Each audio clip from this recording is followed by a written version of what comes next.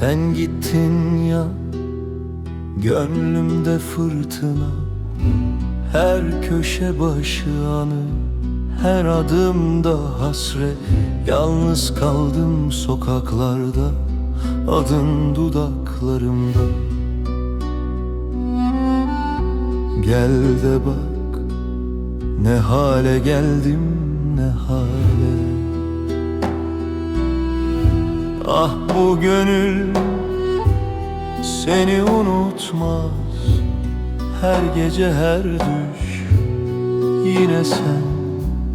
Sensiz sokaklar yorgun ve karanlık.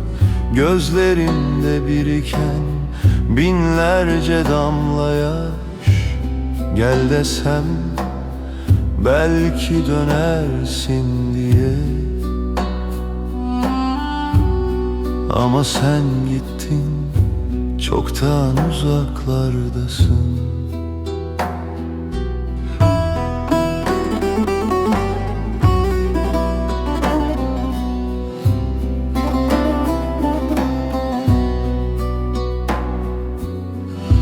Rüzgarın sesiyle hatırladım seni. Her yaprak düşüşün adını fısıldar gönlüm. Kalbim hala seninle ama bedenim yalnız. Ne yaptın bana, ne çektin içimde. Ah bu gönül seni unutmaz. Her gece her düş yine sen. Sensiz sokaklar yorgun ve karanlık. Gözlerinde biriken binlerce damla yaş.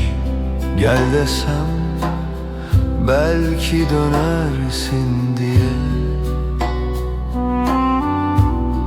Ama sen gittin, çoktan uzaklardasın.